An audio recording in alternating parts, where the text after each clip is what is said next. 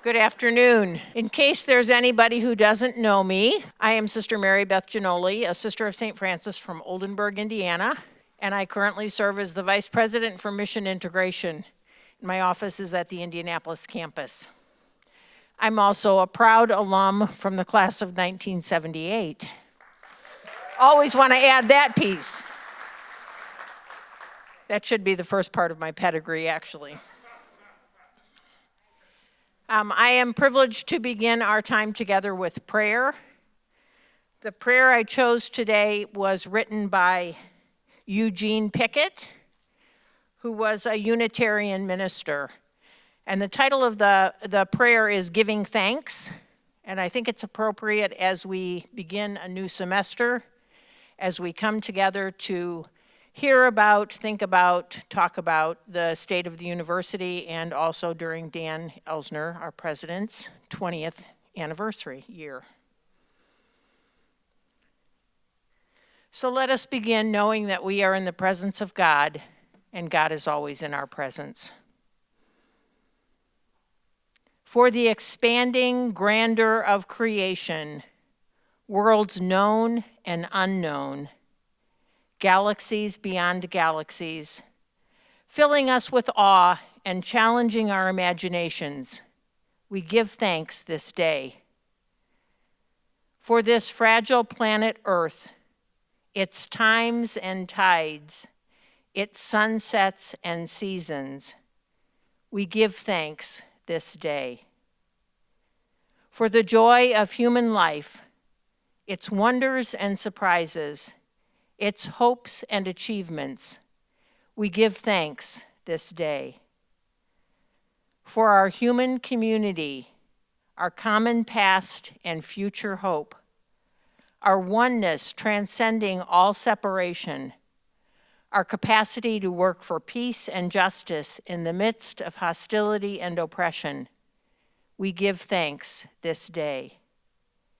For high hopes and noble causes, for faith without fanaticism, for understanding of views not shared, we give thanks this day. For all who have labored and suffered for a fairer world, who have lived so that others might live in dignity and freedom, we give thanks this day. For human liberty and sacred rights, for opportunities to grow and change, to affirm and choose, we give thanks this day. We pray that we might live not by our fears, but by our hopes, not by our words, but by our deeds. We give thanks this day. Amen. And another person who needs no introduction, President Dan Elsner.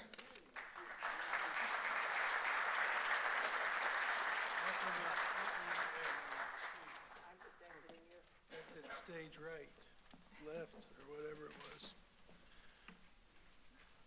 Good afternoon, and I thank you for being here. We'll have a nice time together because things are going well. I think if we ever have a bad year or semester, I'm going to be out of town and let Dr. Silva do this presentation. Isn't that what provosts do? Fill in for all my mistakes. Thanks for being here. I'd start off today with just a discussion about, I was thinking about a Marian University mindset. What's our mindset? And then how do we achieve a mindset as a thought or a vision, a conception of what we can be.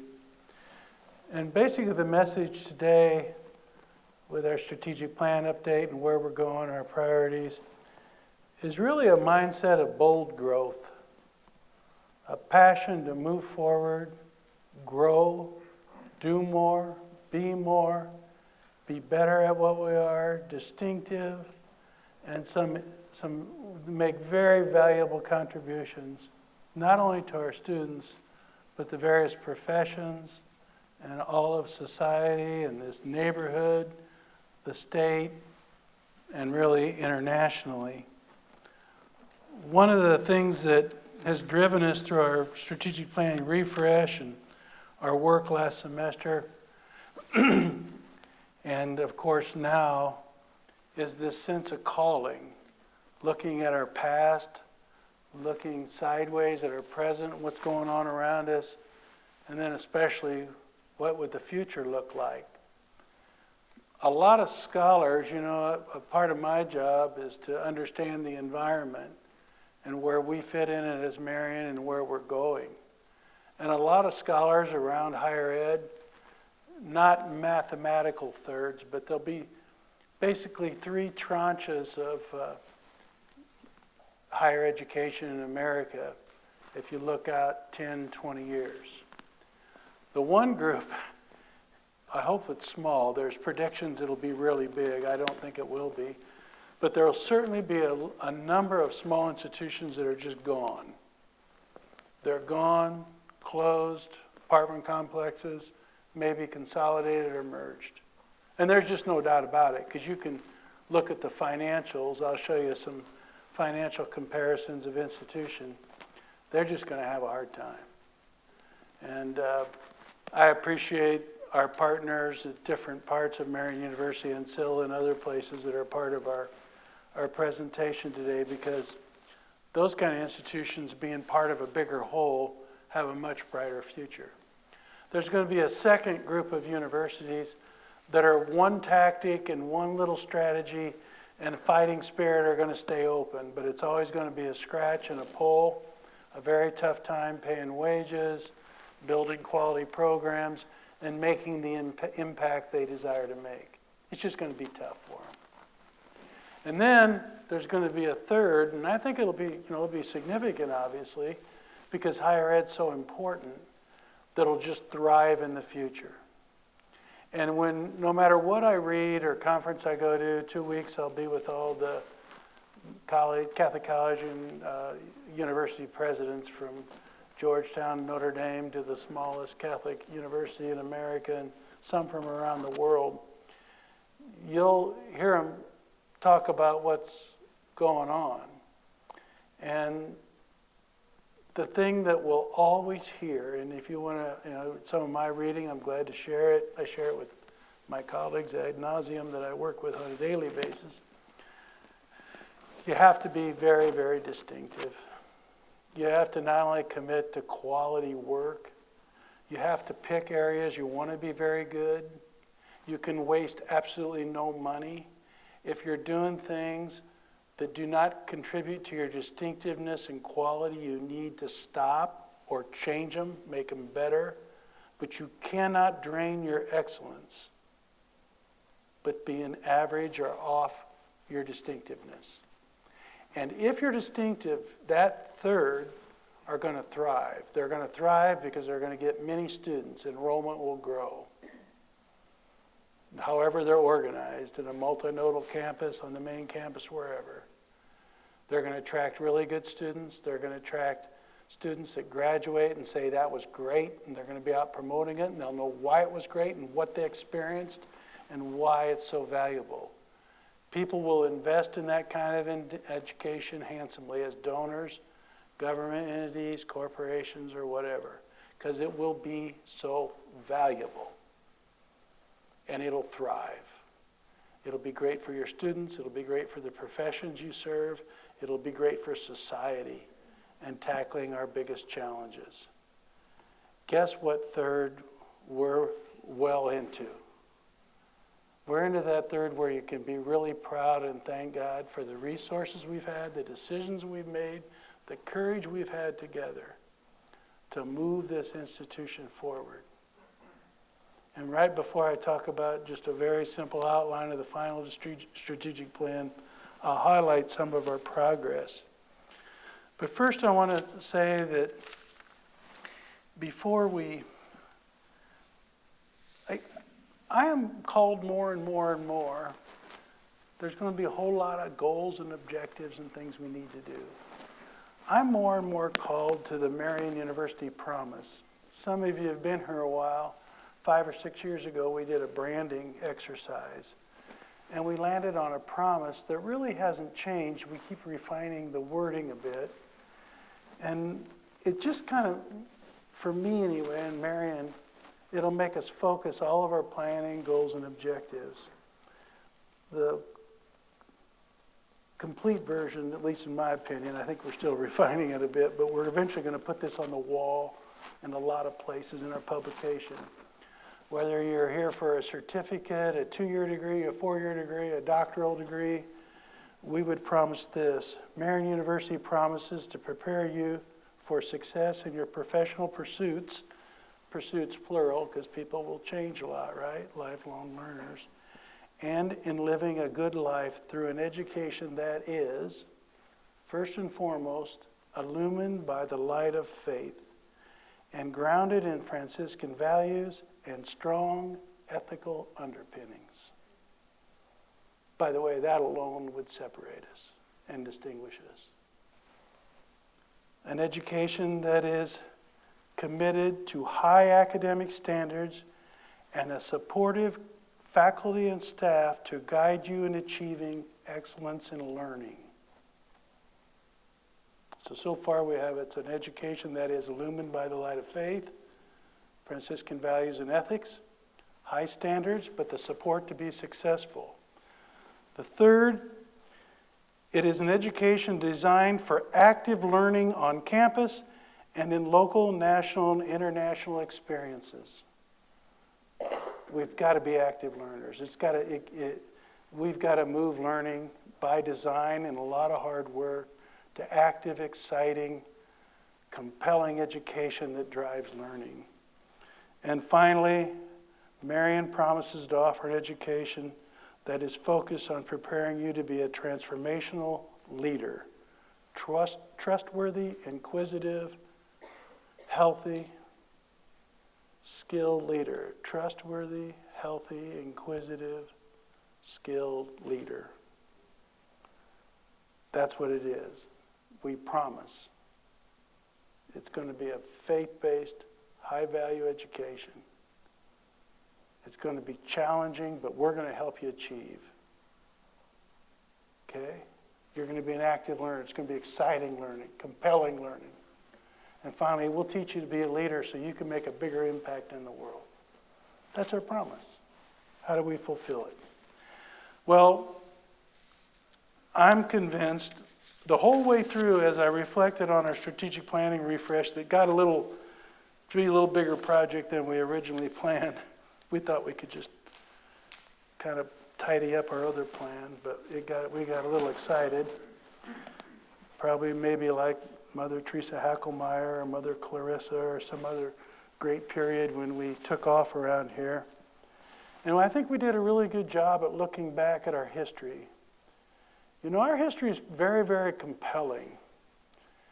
It was called by faith. It was called in service to others. It was called to help an immigrant people achieve and belong in America. It was always about the human person's strengths and the talents we saw in them and make them great.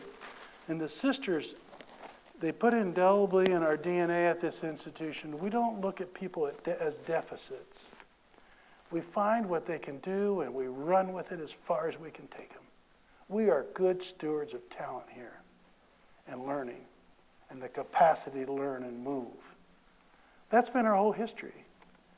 And every time the sisters and the boards and other people along the way with very few resources, when they saw an opportunity to do more, they did it. And that's where we're at today. Because we not only look back, we look sideways. Look sideways right now in America. What's going on? Do we need Marion? Do we need Marion to be distinctive? I can't think of a more profound moment. Look sideways. The last 10 years in our country, we've lost 3 million young people out of higher ed. You say, well, President Elsener, don't you know demographics? Yeah, I know something about demographics. But you know where a lot of the loss was? Is from lower income students who now are living in low income situations that needed more than anybody to be in an education where they could attain a new level of income, a new level of leadership, a new level of status, a new sense of belonging, a new sense of productivity, a new way to contribute to our economy and our social structures and our culture. In higher ed, we have a lot of blame there. Are we welcoming?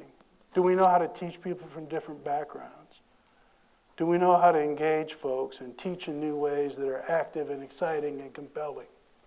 Because people have lost to some extent, especially people living on the margins, have lost some faith in higher ed. The numbers don't lie. And this last few years have been very devastating. Our K-12 schools all across the nation, the learning loss is dramatic. In this city, if you lined up 1,000, I'm not criticizing the school district because it's a whole problem. If you line up 1,000 students in IPS, 30 of them can pass both, 30 out of the 1,000 can pass both math and English basic test scores. Tell me that's a good future. Tell me that's a good future for them, our society, our economy, or anything. Why am I looking sideways? Folks, we have adults that need more learning. We have people who live on the margin need more learning. As we talk about research, there's new discoveries we need to take care of the demographic shifts, some of the learning problems. How do we make investments and create businesses? How do we move together? We have 200 and some people here with PhDs, or DOs or MDs, excuse me. I didn't want to leave anybody out here as I look out to all these. Sorry, there's a lot of ways. There's EDDs and there's super Ds and honorary Ds and all sorts of Ds. Smart, innovative, creative people with a passion to serve. Our faith, that's why I say this education, top to bottom, believer or not, let it be illumined by these Christian values that says the other. I am lesser, they are more.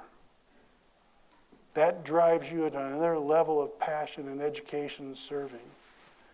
So when we look sideways, we need to do better. Look just down our neighborhood. Look down the street. You don't have to look far. We need to be better. We're called to be better. We don't want to just be bigger and better to be bigger and better and get paid more. We want to do better, and then we'll all do better. And if you look out into the future, by the way, you know one of the things that's stunning about looking sideways? And I've seen a lot of statistics the last 6 months. Do you know the number of people getting education and paying for education is actually growing while higher ed's shrinking? How could that be? How could that be? I think sometimes higher ed isn't exactly sure or clear what business they're in. We're in the learning business. I think sometimes we think of we're in the business to 17 to 23-year-olds get them a degree. People will be learning forever. Their desire to learning could be spiritual, could be about the Old Testament, right? Dr. Noble's over there. I always want to call Dr. Noble Dr. Bible. I wonder why. Maybe it has something to do with the Old Testament. I don't know. I always hear about how much your students enjoy your class. But we are looking around. We're a learning enterprise. What's our role? Is it just with why students are here? Is it bigger? So when you look sideways, it calls us to a future that's a future where more people have opportunity. Learning attainment goes up. People are more skilled. They're more ethical. They're living whole lives that are worthwhile. Our Marian promise isn't only about getting a job and professional pursuits, but it's about living a good life. Higher ed's geared for that larger purpose and a passion for life and a passion for learning. So as we've done that in our various meetings, etc., I think we've done a good job looking back, looking sideways, looking forward. I also think we've kept our mind pretty well fixed on, by the way, if you want to study higher ed from the very start on the East Coast with the Ivy Leagues to now and watch the change higher ed's go through, study three things with one, now the one common theme is really big. Demographics, economics, and technology.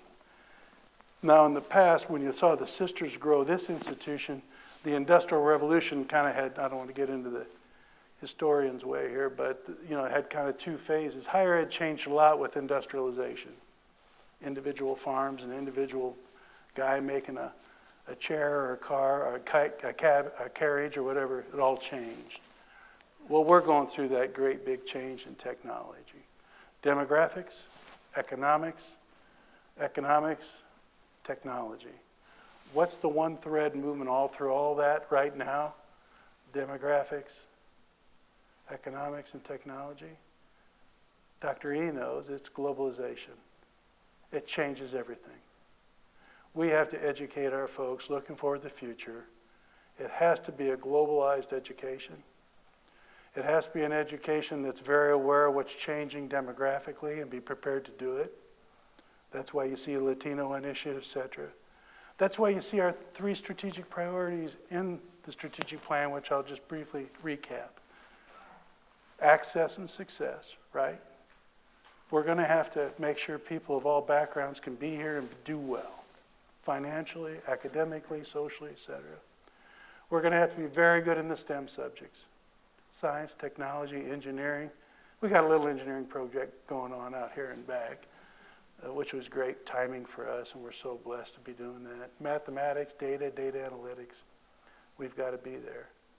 And then when we do various studies, we just had one done about how the engineering pie is going to grow, and you ask employers what they want. They assume technical skills, and then right away they start talking about what? Ethics and leadership ability, et cetera. That's our business, liberal arts-based education. So all along, we've been able to look at those factors in the environment and say, hey, we're doing well. Now, before you move forward, you kind of like to know what your momentum is. Excuse me. By the way, I'm really proud of myself. I've got 2 vaccinations. I feel like 4 corners. I've got 2 vaccinations, a booster over here, and now I have natural immunity because during Christmas, my grandkids gave me the virus. Those sweet little things. I was kissing and wrestling with my grandkids. They went back to Chicago. My daughter Ann calls me and said, hey, the boys have the coronavirus, but they're not sick. I said, well, I am. Well, now I know what I got. So Dr. Pike said, you better get checked. Sure enough, I got through that. So now I really feel strong. But talking about strong, enrollments and down in higher ed, 10% here in Indiana. We're up significantly. We've made a lot of progress retention. We want to make more. Just got notification, the Carnegie classification. There's 4 types of universities. The good news, we've graduated to National Doctoral Research University. That kind of puts you in with some pretty good characters. We don't have to worry about competing. We just have to worry about competing itself. Be distinctively who we are, we'll belong there. But it will cause us, we're growing, we're changing. This engineering school is an unbelievable undertaking, and it's moving along beautiful. The talent level, Dr. Lowry and all the research that's going on, and we're updated it. Our core curriculum, this transformational journey and all the work that's been done academically, strong. And we were just looking at the fundraising numbers. People recognize Marion. You know, last year we raised almost $60 million in a 1-year period, which is an unbelievable record, frankly. And I didn't say it out loud to anybody to reduce your expectations this year, but it crossed my mind. But really at the end of December, we were already at $37 million for this year in pledges, new commitments, and grants to work with our schools and the community. And all. You know, that is just, in 6 months' time to raise $37 million, you got to be good and a good bit lucky. But this university is garnering a lot of investment. And that portends very, very well for us. I took a couple slides to kind of show you what's happening. Luckily, Marion's that yellow. See the graph, how it sticks out? A fit score is your financial health. There's a former PhD English professor that went out and got an MBA because he wanted to understand higher ed finances better. Really smart guy. He's a nice guy. I see him at National. His business was bought by a larger business now, but they still publish these fit scores. They get all the information off of iPads, and they compare your institution to other like institutions. So this is like institution by enrollment size, and you don't need to know a lot about this, except for look where Marion is. That big dark black one in the middle is national median. So that's our financial fitness compared to others. And if you'll notice, this is 2018-19. We did a lot better in 2019-20, 2020, and 2021. So this would even be a greater outlier. But this sets us up well for a future. Fit score by enrollment size, same thing kind of deal. Operating margin, I know we're a not-for-profit. I've never wanted to take that too seriously. Because if you don't have a margin, how do you invest in the future? What do you do next? If you just break even, you're going backwards. There's no business that wouldn't want to have money to move forward, to add new people, to do this and to do that. Look where we're at compared. Now this is the National Carnegie. It'll change next year because we'll be in a new classification of national doctoral institutions. Puts us in MA regional institutions. But even that, though, isn't that MA medium? See the Carnegie classification down there? Right about there. So right now, we're clearly separating ourselves from the pack in terms of how we'll move forward and the resources we'll have available to do it. And we'll have to be very careful. So the MU Promise. This is our strategic plan in a nutshell. And then I'm going to talk a little bit about execution. You'll be prepared. The strategic approach to fulfilling the MU Promise. We're telling people you're going to be prepared for your profession and life, period, when you graduate. That's student life, that's the exchange, that's academic programs, that's athletic programs. Everything we do here, we're going to build you up as a leader, as a learner, academic excellence. You're going to reach it. You're going to have values. You're going to be challenged with ethical behavior, our Franciscan way of life. That's what we're going to do. You will be a leader. As we talked about, we know that this, trustworthy, healthy, inquisitive, skilled leader. We know this, you're going to be a learner. We changed our mission statement. Marian University is a Catholic university dedicated to excellence in learning through teaching, research, and scholarly activities in the Franciscan and liberal arts tradition. It used to be we're a great Catholic university dedicated to excellence in teaching and learning. We changed it. Our mission is excellence in learning at the heart of it. As a Catholic university illumined by faith, we're going to do it through great teaching, research, scholarly activity, and we're going to embed it in the Franciscan and liberal arts tradition. It's a very simple but powerful mission. Do it every day distinctively, and we'll stand out. We'll be in that top third. Again, talked about our Franciscan values. Our strategic plan has the leadership vision, mission statement, values. It's in the promise, right, for that larger purpose. 3 strategic pillars, I've talked about them.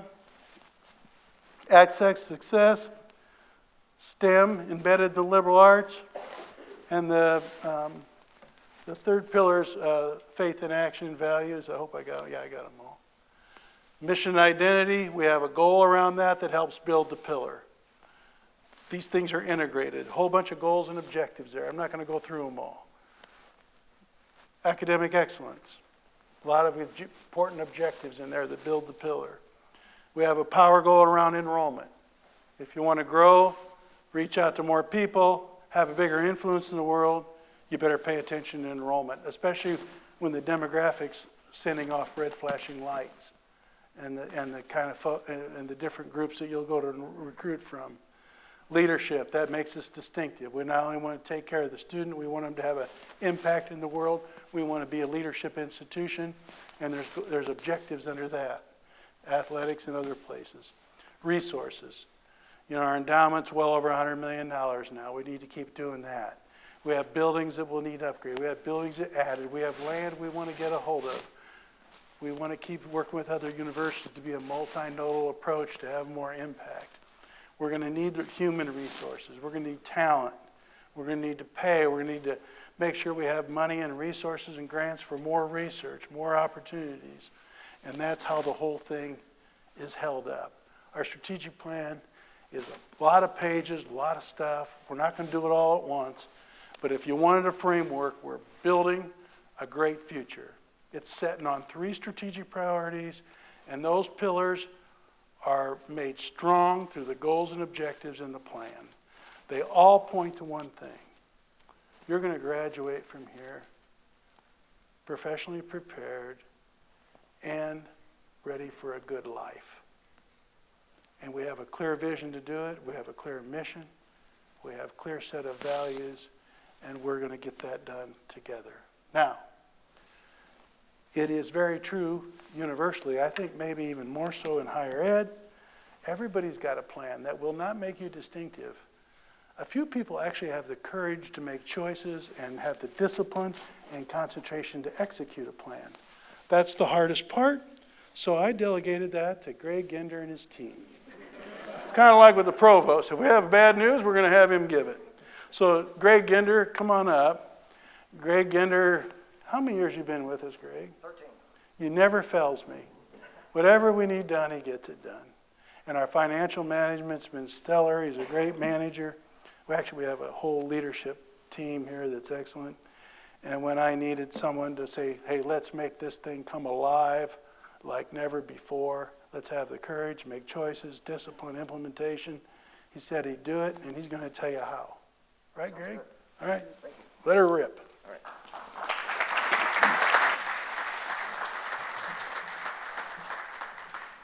Good afternoon, everyone. Bright lights. So I'm told we're live casting at 3 locations.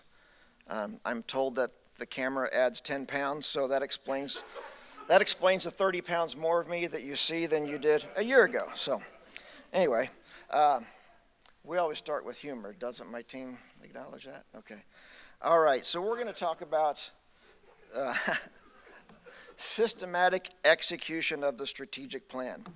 I don't know how to do this, so would somebody advance me one slide, please? There we go. Okay, as President Elsener mentioned, a strategic plan is worthless if it just sits on a shelf. It only serves a purpose when it's executed and understood by the entire organization, not just the cabinet and the board. So as we have prepared to launch this strategic plan, we have invited many, many people to participate, and I see your faces in the room, so you will already understand what it is I'm going to talk about. On this slide, the first thing we talk about is Workboard. Workboard is Marion's strategic and technology partner. It's a company and a technology solution. When we get done here, I would urge you to go to workboard.com and check it out. It's incredibly impressive. Some of their customers include Microsoft, Cisco, Workday, IBM, 3M, Verizon, Walmart, T-Mobile, Anthem, Ford, etc. A lot of them. The really amazing thing we realize about Workboard is it's not just technology. It helps us organize processes. And so a lot of us have been meeting for about 60 days now, looking at systems to create, or processes to create a system of creating what we call OKRs. Who can tell me what the O is in an OKR? Ray, what's an O? Objective. Very good. What's a KR? Thank you.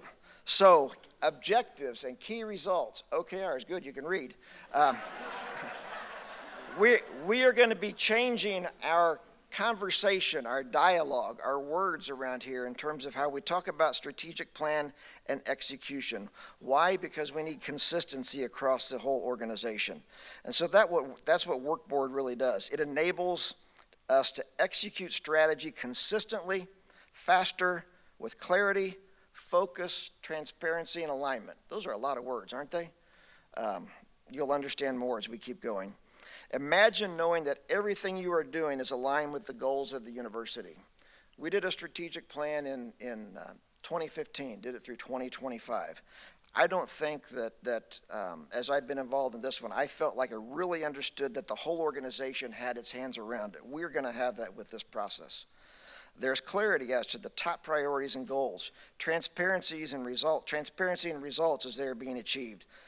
The system, though, needs to be easy and efficient or no one will use it.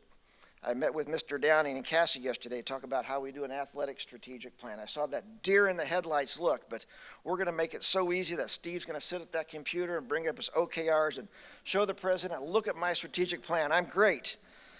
We already know you're great. But doesn't that sound powerful that everybody in this room understands the strategic plan, understands what an O is, everybody knows what an O is, objective, understands what a key result is, right, KR? But a key result really is meaningless unless it's an outcome, and a meaningful outcome. So we'll talk about that briefly as well. So one of the things we intend to do with this tool is we can energize teams by aligning those objectives and key results. What does that mean? It means we're all working together. You know what you're doing, you know what you're doing, you know what you're doing, and you know that is linked back to all the priorities in the strategic plan. The workboard system provides that tool so that you can see those key results on a daily, monthly, quarterly, whatever your cadence is, to see how I'm progressing against our success. One of the things that we've been talking about as well is key results that are best and possible. I'm going to look at President Elsener over here, who likes to talk about stretch objectives. Stretch objectives are great, but we need to feel comfortable that if we're going to agree to what we achieve, it needs to be the best and possible result, okay? So that's going to be some lingo you hear as we go forward. It needs to be outcome oriented. So a key result is great, and we had a couple of long planning sessions today, and we're great at talking about what our activities are going to be, and we're going to measure those activities. But so what? What's the outcome? How does it impact a student after they leave Marian University? How does it impact something that's critical to our mission here at Marian University? So we're going to be talking about outcome-oriented. Otherwise, why do we do it? We're just doing activities. We will learn together these outcomes that truly define success. So again, we're going to change our language about how we talk about strategic planning and what it means when we meet our results. We're going to focus on the most important, the most strategic. We can't do everything. And this strategic plan takes us through 2030. And so you're going to hear us talk about some analogies, in particular baseball. And right now we're in the first inning of this game. The 2030 strategic plan is the elephant. How do you eat an elephant? One bite at a time. And that's really where we are in this process. We're in the first inning. And as we've been working with our strategic planning teams, we've been talking about applying the Pareto principle. Everybody know what that is? 80% of the outcomes are going to come from 20% of the causes, 20% of the activity. And so when you look at this massive strategic plan, how do we apply that 80-20 principle? We're going to talk about cadence. What's the pace at which these things are going to get done? Some will take longer, some will be quicker, but the important thing is that we agree to it, we load it into workboard, and then we can report on it, not just to our bosses and to the board, but to one another, holding one another accountable for that cadence. If there's no cadence, you're never going to get it done. Our teams will establish that cadence. The cabinet's not going to tell them, the board's not going to tell them. They're going to determine what does it take to get this objective accomplished. And again, a key result is a key result, but it has to lead to that objective. And if you've read the strategic plan refresh from last fall, you'll notice the 5 power goals and probably 5 pages of objectives. We're really trying to get down to the root of that. Learning from analytics is the last point I have here. This is all based on data. The teams that are working on this are trying to understand what data is going to inform us about whether or not we're being successful. Are we moving forward in a positive relation? It's not just going to be, well, gee, I think we're there. It feels good. Enrollment seems to be up. But how did we get there? What does the data tell us? There's going to be this really amazing dashboard. You're going to be able to sit down with your team, your colleagues, your boss, your bosses, and go into the workboard system, and you can see these pretty colors, red, yellow, green, all kinds across all of our objectives. And that informs us as to whether or not we're on track to be successful or not. And one of the concepts we've been studying is called lean into the red. Lean into the red. What does that mean?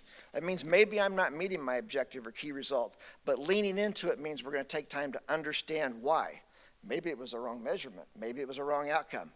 Or maybe we haven't applied enough resource to it. But failure isn't the end of the world. How we learn from it, how we lean into it will help us move forward. So again, I'm sharing some lingo that you're going to hear as we move forward with this. As I mentioned earlier, at the September board retreat, the board approved the 2030 strategic plan. Right now, our focus is on the priorities for the first 12 to 18 months. This is something the cabinet, the president worked on last fall. Again, taking on this 2030 plan is really not manageable, so we've carved it into this 12 to 18 month priorities. The strategic teams, that's what our focus is. And that really takes us through June 30th of 2023. All right, and so we're just getting started. That's my message. We've got all these teams working on it. Now, that said, there are some groups in the audience who have had strategic plans. They've been working on this for quite a while. We're not going to hold them back from building out their entire strategic plan. As an example, we met with Liz Coit last week to talk about the Ethics Center. She's got a beautiful strategic plan. We're not going to hold her back from loading that into the system. The same thing with Marcia Casey and her direct reports. We had a great session with them. They've got these massive strategic plans. Let's go ahead and load them into the system so we can start managing against it. The same thing with facilities. We've got a campus master plan, a technology strategy. So even though I said we're going to focus on the next 18 months, where it's possible, we're going to try to load the system up and really try to see what we can learn and push forward as we move through the process. So may we switch to the next slide, please? Thank you. Whoop. The other direction.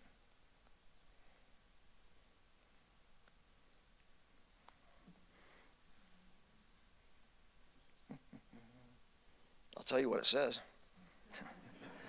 Everyone owns the execution of the strategic plan. But we couldn't get the process started if everyone was involved. So who is taking the lead? We established several roles to do this. We created coaches, lieutenants, and then the cabinet members are participating.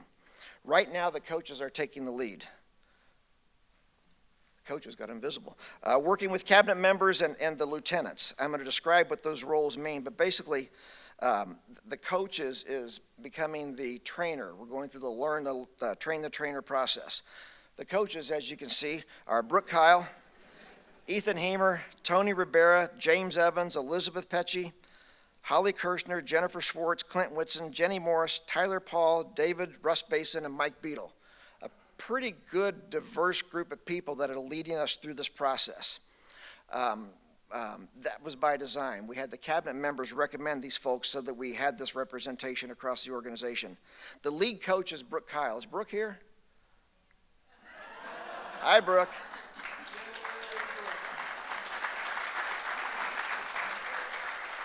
So most of you must have been through one of these sessions that she's led.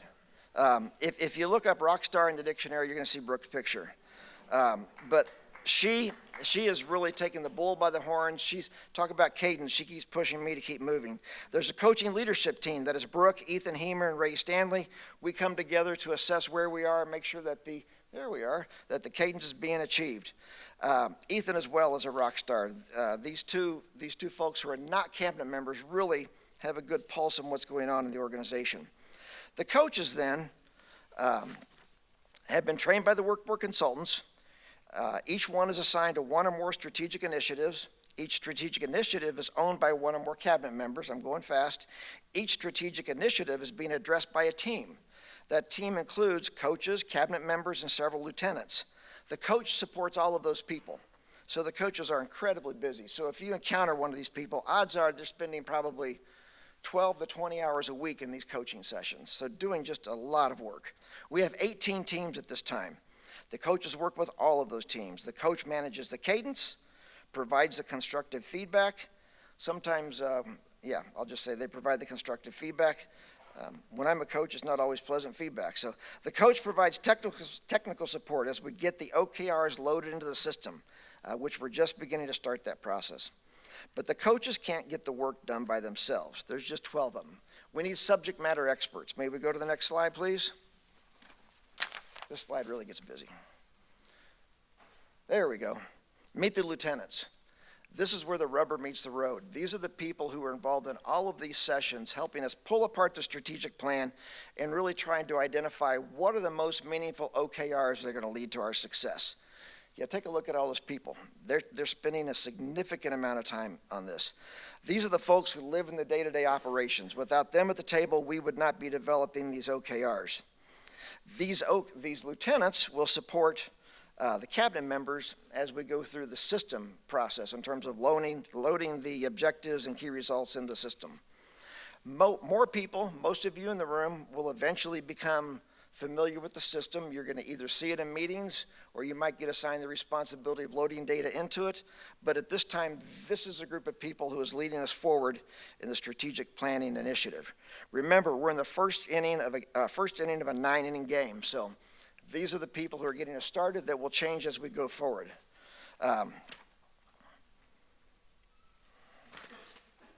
So what's next?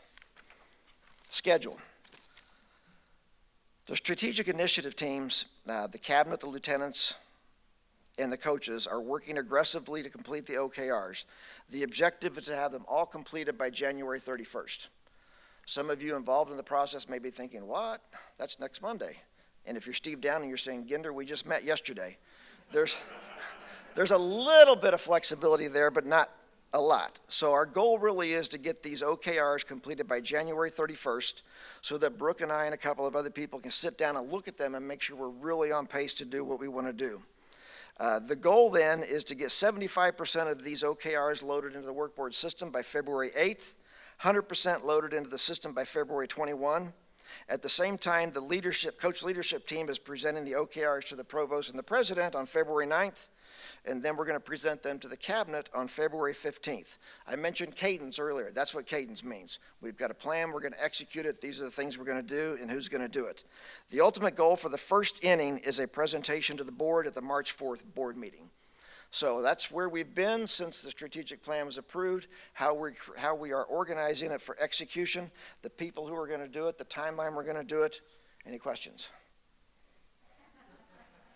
Thank you.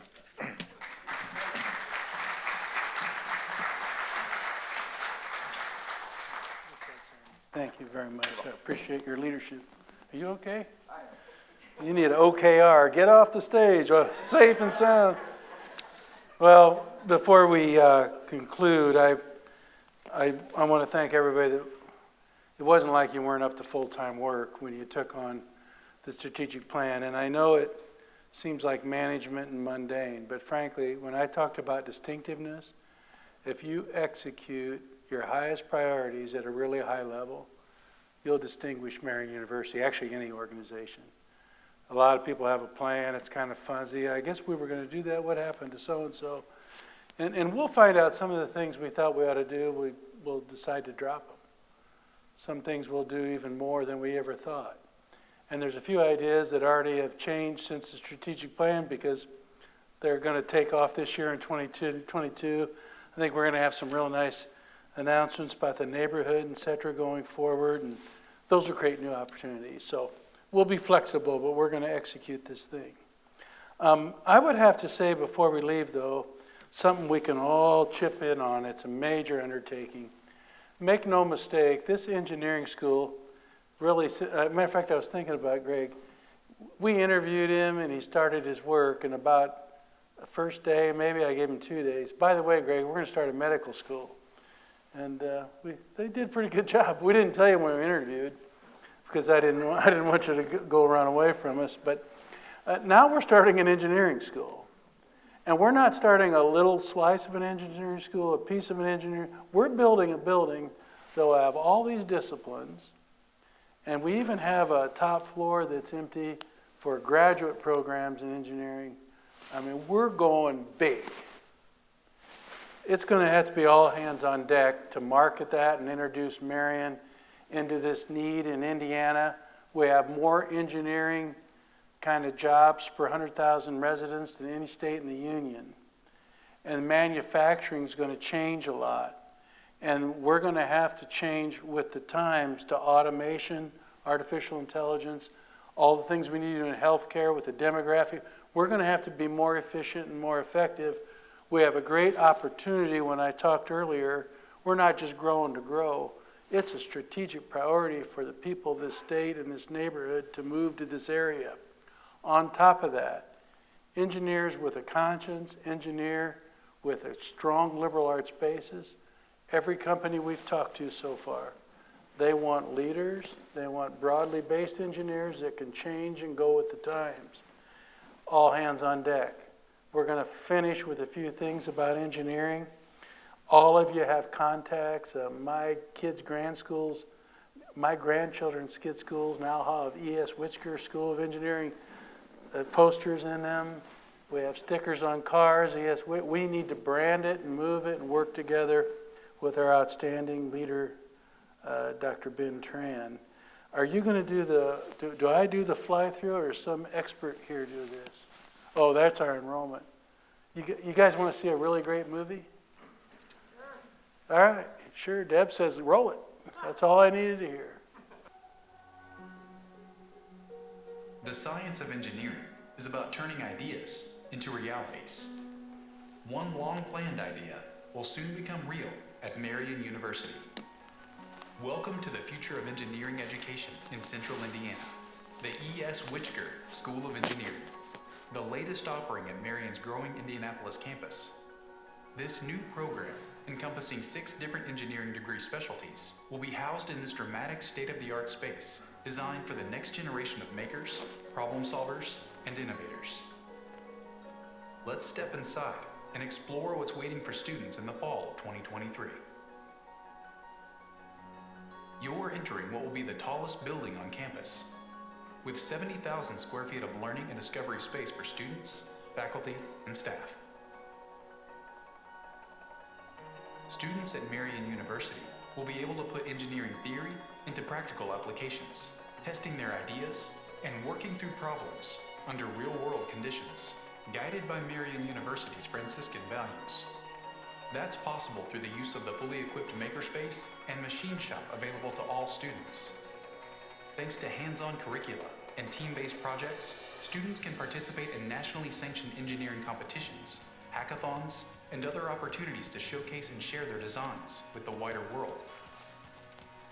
By designing Marian University's Wichita School of Engineering around state-of-the-art learning spaces that incorporate the most modern technology, students will interact with real-world engineering experience designed to prepare them for real-world careers.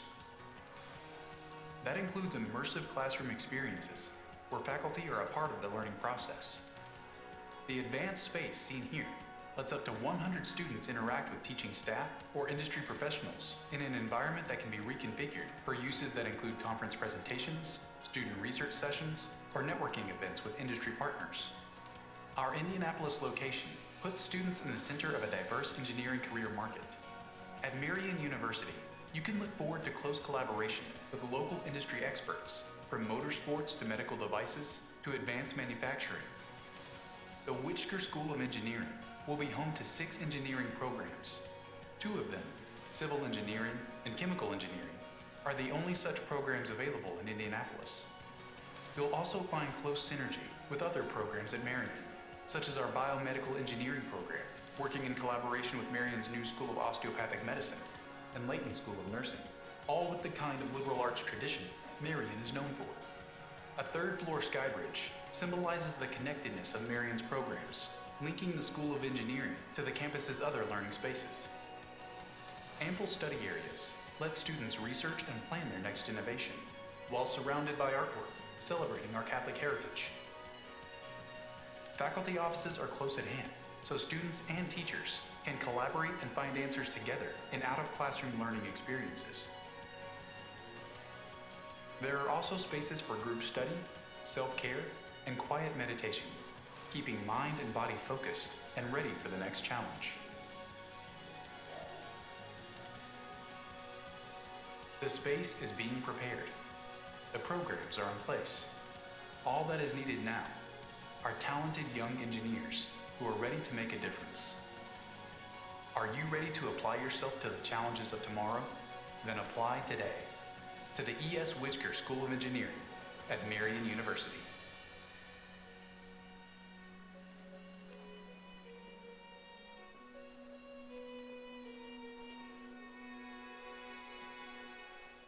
Isn't that nice? So,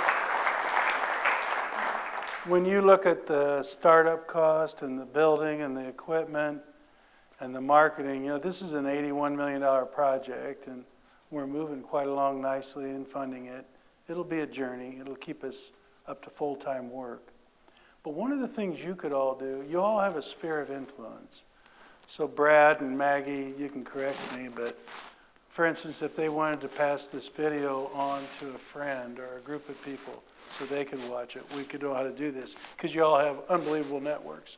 We have posters that, if you have a church, say, hey, you have bulletin board in the back of church, can I put on this Franciscan, engineers with a Franciscan conscience bulletin board for a poster. Anything you can do to promote, because we're coming in brand new to this. People don't associate with us. The faculty searches on this are really going well, aren't they? The talent, the people, it's the city, it's Marion, it's our track record. People are looking up, overwhelmed with the talented people that we're bringing in. And connecting this with our strong liberal arts base and values, we're going to make a mammoth contribution. And then we'll look at 2-year degrees and graduate degrees. And it's going to be a big piece of our future. So my parting words is, the mindset of this place is to grow in service to others, our impact in the world, our impact to students, our impact to the professions, our impact in the kind of ethical, moral, conscious of other people type of institution, and take these talents we have and build a greater world out there.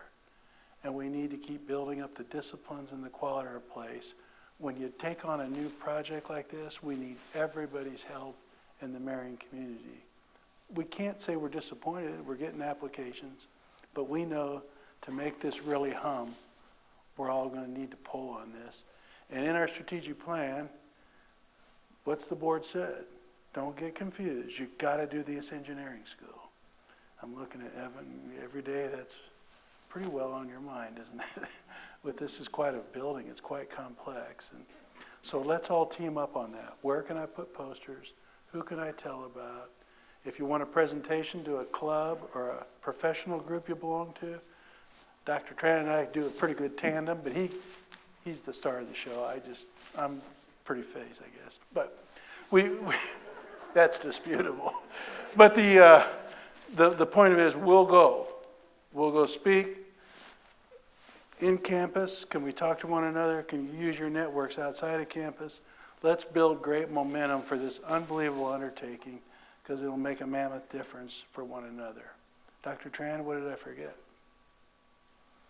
You've just been an outstanding leader. I'm so glad. We've attracted some great talent, and I really appreciate your leadership. So there's posters on the way out. I think you might have stickers. Let us know where we can make presentations or be of help to one another. And congratulations, one another. We just really have a great thing going here. Let's take it another 10 miles or so together, okay? God bless.